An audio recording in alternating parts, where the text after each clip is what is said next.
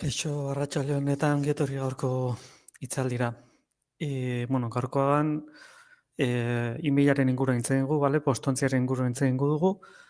Beti bezala zalantzarik edo baldin baukazue, komentarioan atala daukaze zalantza horiek planteatzeko eta izan ben behiratzen joango naiz, zalantzak argitzen saiatzeko. Bale? Izenburuan irakurri dezakezue zure postontziak garbitu. Nola kendu erraz nahi ez dituzun zerbitzuak. Postontziak garbitzea funtsezkoa da zure sarrerako ontzia antolatuta eta distrakziorik gabe edukitzeko. Azkenean, emailean normalean gertatzen dena zer da? Bandeja entrada ditzen dana, bale? Korreoak iristen diren tokira, normalean korreo pila bat izaten ditugu, horietatik zati handi bat ere bai irakurri gabe egoten dira zuzenean, iragarkiak edo izaten dirako, bale, publizitatea izaten delako, eta kasu askotan irakurri ere ez da egiten, borratu ere ez dira egiten, eta hor geratzen dira irakurri gabe, bale? Orduan, zer da postontziak garbitzea? Mezu bikoiztuak ezabatzea, bale? Askotan mezu bera, behin baino gehiagotan jasotzen dugu. Horiek kentzea espazioa aurrezten du eta nahasteak saihesten ditu. Hasteko, esan barra dago, garai batean emaila, gaur egun baino gehiago erabiltzen zela, gauzak bidaltzeko. Ze gauza, argazkiak bidaltzeko, PowerPointak bidaltzeko, edozen gauza bidaltzeko, garai batean, emaila bakarrik zegoen, bale? Gaur egun, beste sistema batzuk dauzkagu komunikatzeko, Telegram, WhatsApp eta horrelako aplikazioek nolabait eskaintzen dugute aukera bat gauzak bidaltzeko. Beste aukera bat zen izan ditzake, OneDrive, Google Drive, Dropbox edo horrelako zerbitzuak ere erabili daitezke gauzak partekatzeko, bale? Argazkiak, dokumentuak edo zer gauza partekatzeko ere hori erabili daiteke eta ez dago emaila erabili beharrik horrelako gauzak bidaltzeko. Gainera emailak badakizue limite bat daukala bidaltzeko momentuan, bale? Limite hori normalean kasu gehienetan 10 megakoa izaten da eta hori baino gehiago ezin dugu bidali mezu bakoitzarengatik, bale?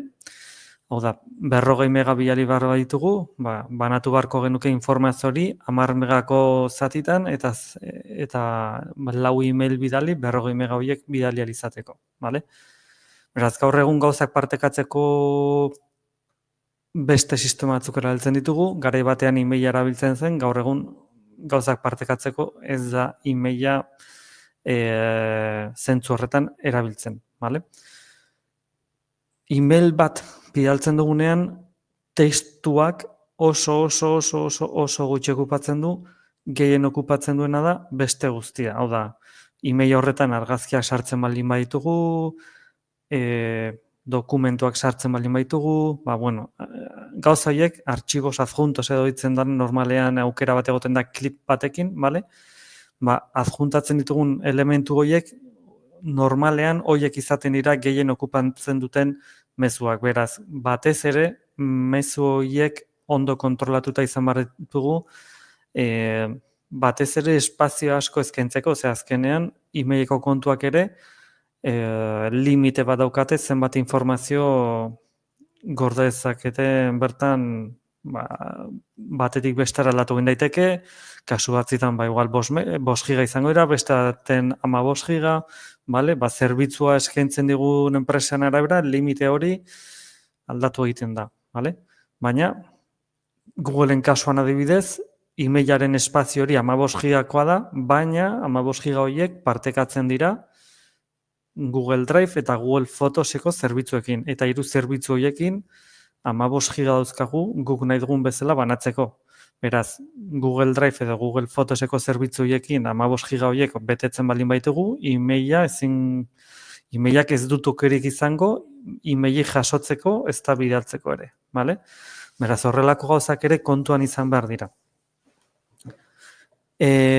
Orduan, lehen aipatu dudan bezala, bale, mezu bikoiztuak ezabatu, bale, azkenean, gaur egun agian ez da inen oizkoa, baina, bueno, publizitate aldetik bai, bale, kasu askotan, email asko jasotzen ditugu publizitate aldetik, eta berdinak ez badira oso antzeko izango dira, bale?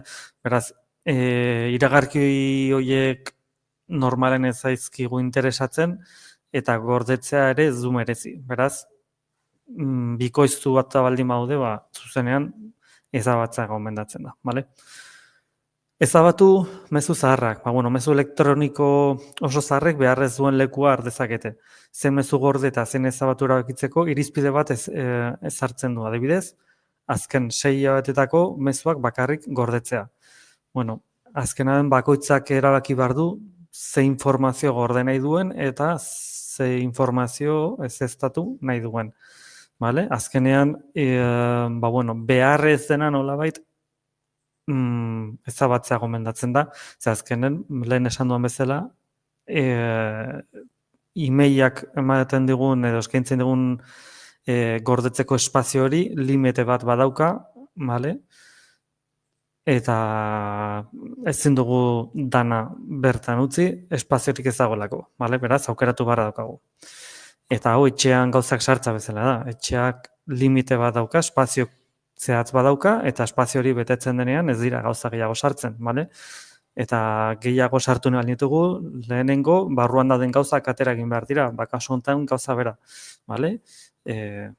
Gauza da, helburua izango litzatekela, limite horretara ez iristea, hau da, espazio hori betetzera ez iristea da helburua. Eta guzti horrek beharrez dugun elementu horiek ezabatzen baldin baitugu, espazio gehiago izateaz aparte, emailan gero gauzak bilatzeko garaian, gauzak erraztu egingo dizkigu elementu gutxiago izatea, bale? Bueno, ze beste puntu bat sartuko genduk hemen, spam karpeta ustea, bale? Spam karpetan sartzen diren emailak normalean ez dira oso fidagarriak izaten, bale?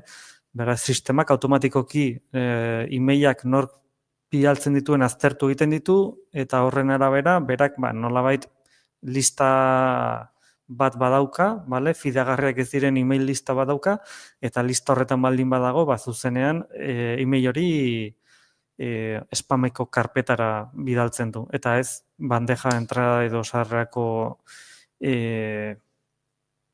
karpeta horretara ez ditu emailak bidaltzen kasu horretan, bale? Odan, emailak jasotzeko bi toki dauzkagu, alde batetik bandeja entrada deitzen dena, bestetik spameko karpeta, bale? Kasu askotan gertatu daiteke norbaitek email bat bidaltzea eta spameko karpetan sartzea. Eta zuzatea ez, nik ez dut emailek jaso, eta berak esatezu, bai, bidali dizut, begiratu aldezu spameko karpetan, bueno, bazpare, begiratu spameko karpetan, zeren bandeja entrada dela, oiz, normalean erabiltzen dugu karpeta horrez baldin badago, ondoren egin behar duguna da, spameko karpeta begiratu, ea sistemak automatikoki emaila bertan sartu duen, bale? Gero hortik guk nahi izan ezkero, bandeja entrara bidalitzakegu.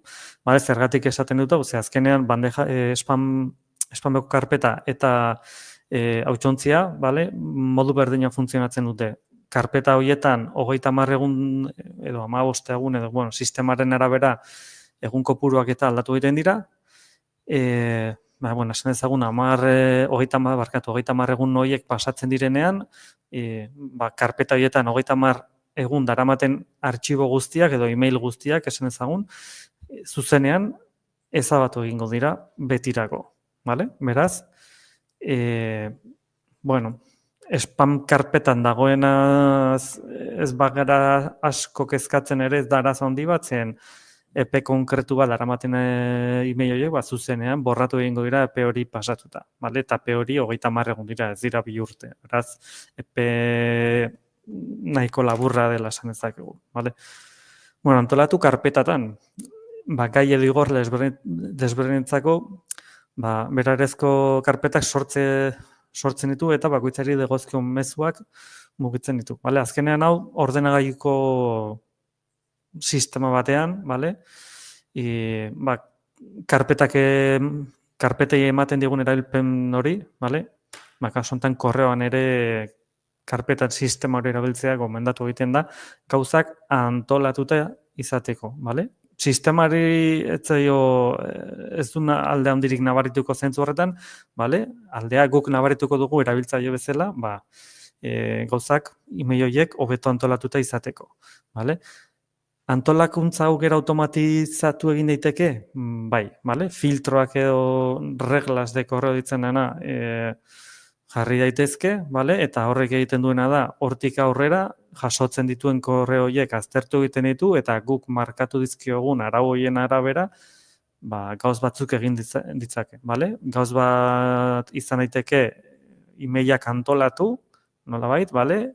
Jasotzen ditudan emailetatik bialtzen duena pertsona baldin bada, zuzenean karpeta hontara bidali. Edo hemendik jasotzen duen gauza guztia, zuzenean ezabatu, bale? Borratu, ez dudalako honen iragarkiri jaso nahi, bale?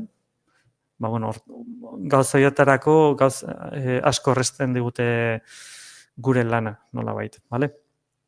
Bueno, beste puntu bat, arpidetzei baja ematea. Dagoeneko interesatzen ez zaizkigun buletin edo posta zerrendetako arpidetzak berten behera uzten ditu. Bueno, hemen gauzak argitzen behar dira. Alde batetik, internetean zerbitzuak nolabait erabili izateko, erregistro bat eskatzen dute normalean.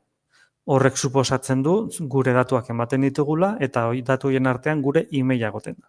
Ba, bueno, hauetako kasu askotan, buletina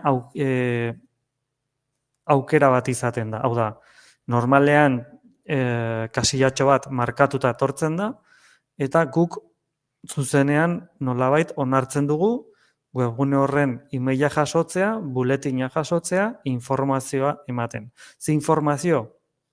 Saltzen dituzten produktuen informazioa, edo beste edozerren informazio izan daiteke, bale? Hor ja, ez informazio mota, zerbitzuaren arabera. Horralde handiak egon daitezke batetik bestera. Hauetatik bajan ematea, kasu batzuetan posible da. Beste kasu askotan ez da posible, hau da, ez baitugu beraien email horiek jaso nahi, bi aukera dauzkagu. Zerbitzu horretatik zuzenean bajan eman, hau da, erabiltzaile bezala bajan eman, beraz, zerbitzuaren erabilpenari uko egiten diogu, edo zerbitzua erabiltzen nahi baldin badugu, buletina jaso beharra daukagu, bale? Kasu askotan ere hau gertatzen da, ez da aukera. Baina aukera izan ezkero, ba bueno, kasu batzuetan erregistroa egiten dugunean kasillatxo hori markatu edo desmarkatzeko aukera egoten da.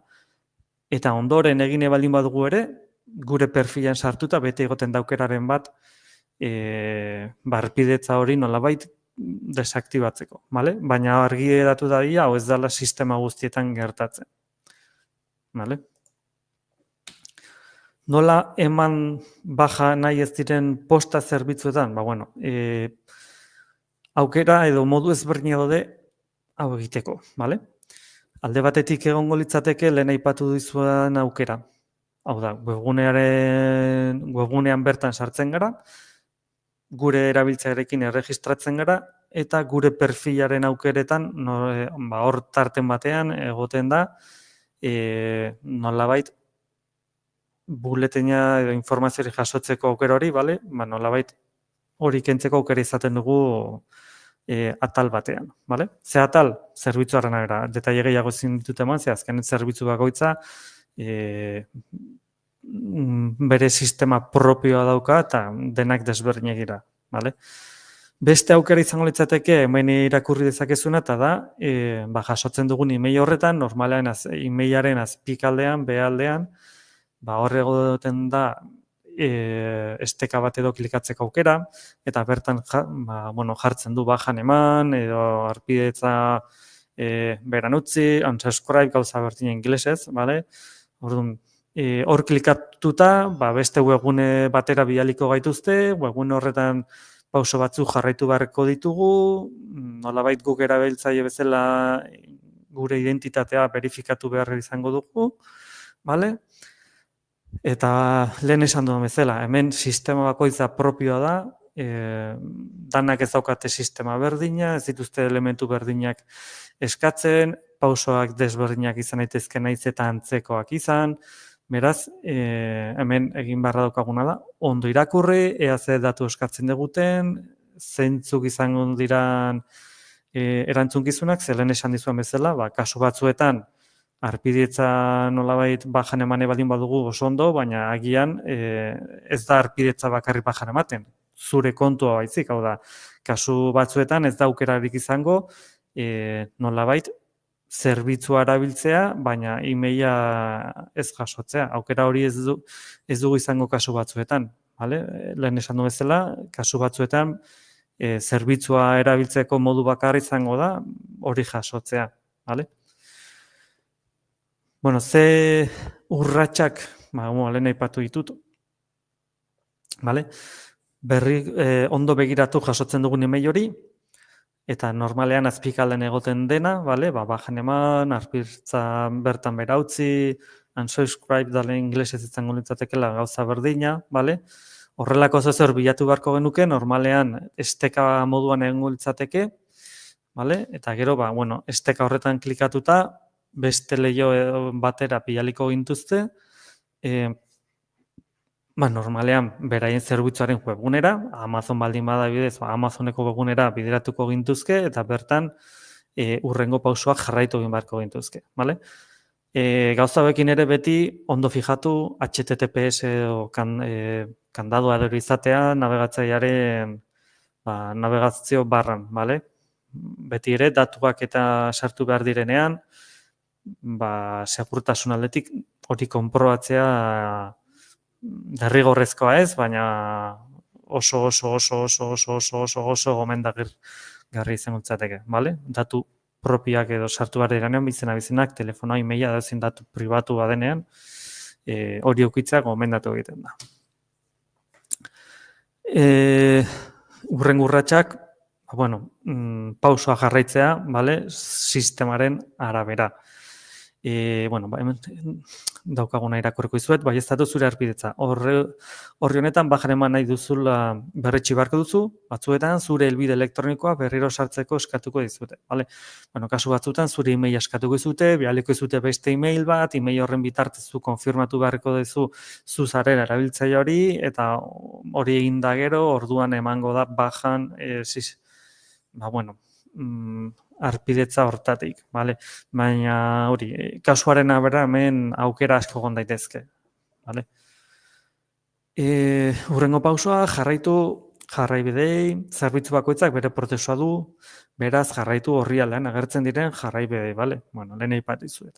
Sistema bakoitzak bere pausoak ditu, kasu batzuetan pauso gehiago izango dira, beste kasu batzuetan pauso gutxiago, men plataformak edo zerbitzuak aukeratuko ditu ze pauso diren eta hori jarraitu beharko dugu, bajan emane baldin badugu, bale?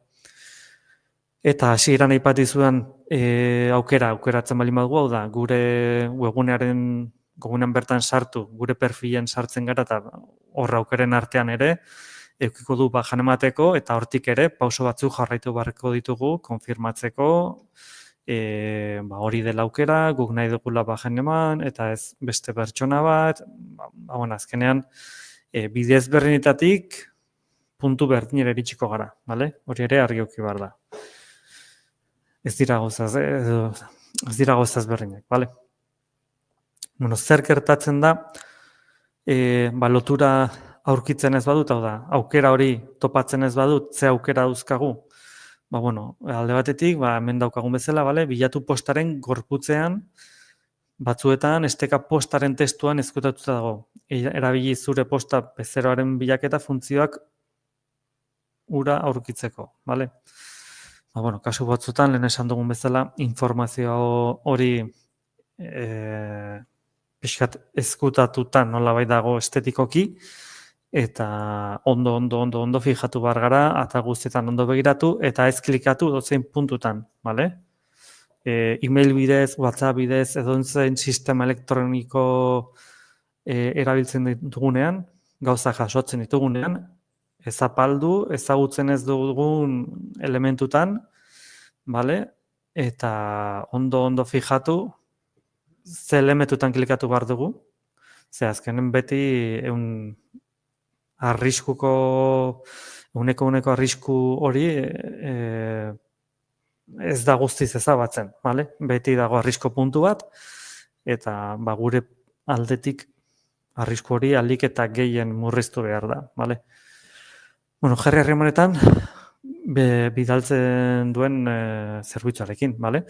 Ez baduzu esteka hori aurkitzen, vale? Mezu elektroniko bat bidal jokegu, email hori bidaltzen duen enpresari, vale? Edo zerbitzuari. Bere posta zernetik dezaten eskatuz, vale? Izan zaitez argia eta zehatza zure eskaeran, vale? Ez badugu aurkitzen esteka hori bajan emateko, normalean webgune hauek, behe aldean ere, email bat jartzen duten nolabait harremanatan jarri alizateko, vale? Email horretan, hemen jarri dugun bezala, nahiko argia izan behar da eta zehatza, vale? Ez dezagun parrafada bat bidali, argi eta garbi esateko, aizu, ez ditut newsletter gehiago jaso nahi, bale? Newsletter esan dut, azkenean horrelako orain hitz egiten gauden elementuak normalen newsletterrak izaten dira, bale? Izen hori ematen zaie, eta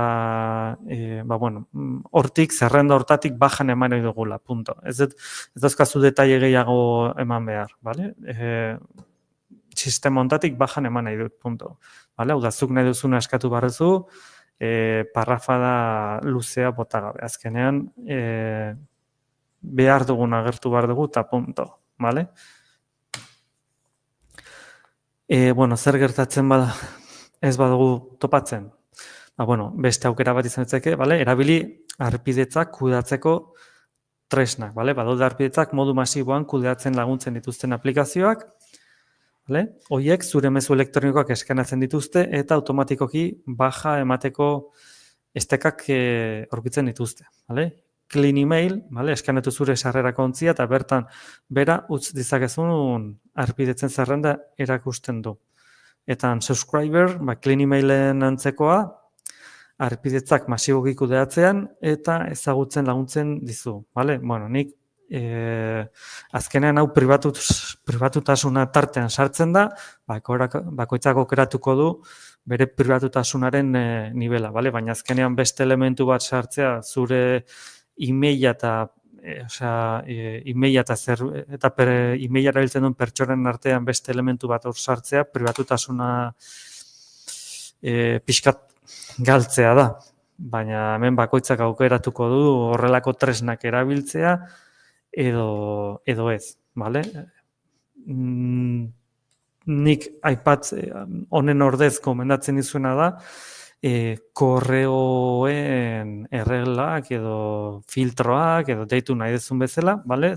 Korreoko zerbitzu gehienak badauzkate horrelako aukerak, bale? Reglas de korreo, filtro, hitz ezberdinak erabiltzen dira zerbitzuaren arabera, bale? Bakoitzak izen bat ematen dio gauza guai, baina azkenean gauza berdina dira, eta, aukera horre desberdintasun txikiak daude batzuen eta besten artean ez. Eta azkenean honek zertarako balio du, lehen esan duen bezala pixkat automatizatu ahal izateko, bale? Korreoko tresnatik aparte beste tresna bat sartu gabe. Oda, hemen clean email eta unsubscriber aplikazioak epatu ditugu, baina hauek ez dira korreoko tresna horren parte, bale? Eta nik aipatzen ditudan filtro edo aukera hauek korreoren parte dira, bale? Korreoak berak eskaintzen duen tresna bada, ez da kanpoko tresna bat. Eta filtro horiek, gauza askotarako erabiltzezke automatizazioko mundu horretan esan zagun, bale? Lehen esan duan bezala, korreoak karpetatan zuzenean antolatzea, nahi ez ditugun emailak zuzenean ezabatzea da, testu honek daukan edo zen email zuzenean borratu, edo email honek bidali diran edo zein korreo, o bidaltzen dian zein korreo, zuzenean, zakarrontzira bidali, bale? Edo horrelako gauzak, bale? automatizatu egin daitezke eta erabiltzaren lana asko errazten da. Vale, beraz, nik gauza horiek beste aukera hauek baino gehiago gomendatzen ditut, eta azkenen, pribatutasun aldetik hauetako elementua sartzea da, pribatutasuna galtzeko beste aukera bada, vale? Besterik gabe. Bakoitzak aukeratuko du elementuak erabiltzea edo ez, vale? Tresna bezala ondo daude, nire ustez pribatutasun aldetik ez nuke egingo, vale? Baina hor ja, bakoitzak aukeratu dezala. Beraz, kontuan hartzekoak, estekekin, vale? Beti kontu zibili, eta kasu honetan e-mailen inguruan hitz egin dugu, baina gauza hauek edozein sistema elektronikoari nolabait aplikatu daitezke, vale? Bai Telegram, bai WhatsApp edo horrelako edozein beste zerbitzutan, sare sozialetan gauza berdina, vale? Estekak jartzen direnean argi ibili, nork jartzen dituen esteka horiek, nora bidaltzen diguten esteka horiek, vale? Kontu zibiliz, esteka guztiak ez dira fidatzekoak, vale? Beraz, ahal den moduan, vale? Ziurtatu zilegia dela, vale? Esteka hori, eta webgune zuzenera eramango gaituztela, vale? Navegatzaileen kasuan, ordenagailuan kasuan, xaguaren gezia esteka baten gainean jartzen dugunean, klikatu gabe, vale? Normalean, behek aldean, esteka hori zein webgunetara bidaliko digun ikus dezakegu, vale? Beraz, hori erabiltzea gomendatzen dizuet. Truko hori adibidez, telefonoan edo tablet batean ez daukagu, vale? Baina ordenagailuaren kasuan bai, beraz, saiatu nolabait baieztatzen esteka hori fidagarria dela eta guzti hori, vale? Bueno, iaztatu zure spam karpetak. Batzuetan baja emateko estekak dituzten mezu elektronikoak spam gisa eragaz daitezke. Begiratu zure spam karpeta handauden ikusteko, vale? Newsletterreko zerbitzuetatik bajan ematzen gaudenean, izan daiteke beraiek konfirmatzeko eta bidaltzen diguten email hori zuzenean spameko karpetara bidaltzea, vale? Eta, karo, email hori ez badugu irikitzen, email horren bitartez badugu konfirmatzen, ez gara bajan ematen zerbitzu horietatik, vale? Beraz, email bat jasotzen norbaitek esaten egunean email hori jaso behar dugula eta guk itxaroten gaudenean, normalean sartzen den karpetan ez bada agertzen, begiratu spameko karpetan ea bertan dagoen, vale? Mantendu zure posta elektronikoa antolatuta, vale? Sortu iragazkiak, mezu elektronikoak automatikoki sailkatzeko eta baja eman nahi diezun horien bilaketa errazteko, vale? Orduan, lehen esan dute bai, ez badugu jasotzen, ez badugu topatzen bajan emateko esteka hori edo atal hori, egin dezakeguna da, hauetak lehen aipatu den filtro hauetako bat erabilita, zuzenean email hortatik jasotzen ditugun email guztiak zuzenean ezabatzea, vale? Eta berak egingo du automatikoki hortik aurrera. Beraz, ez gara bajan ematen, baina email gehiago ez ditugu ikusiko. Vale? Hori ere beste aukera bat izango litzateke. Eta antolakuntzana, bakoitzak ikusiko du ze antolakuntza nibela erabiltzen du bere bizitzan, vale? Bere ordenagailuan, bere telefonoan, posta elektronikoan eta bai beste elementu guztietan antolakuntza bat erabiltzea gomendatzen da, gero bakoitzak bere bizitzaren arabera, bere ikuspegiaren arabera, gauzak modu batean antolatzen ditu edo beste modu batean, bale? Ez dago hobeto, ez okerrago, bakoitzaren arabera, bale? Horretaz, erabaki ze sistema erabili.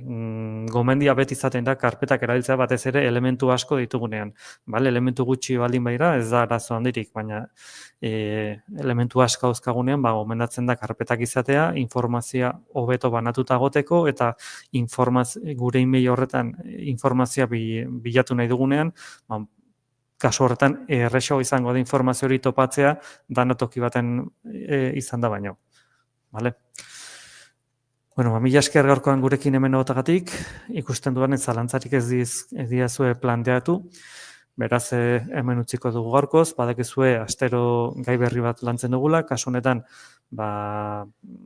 emailaren postontziaren inguruan hitz egin dugu. Baina, hurrengo hilabetetan beste gai batzuek izango ditugu. Beraz, mila esker gurekin hemen otagatik, eta hurrengora arte. Agur!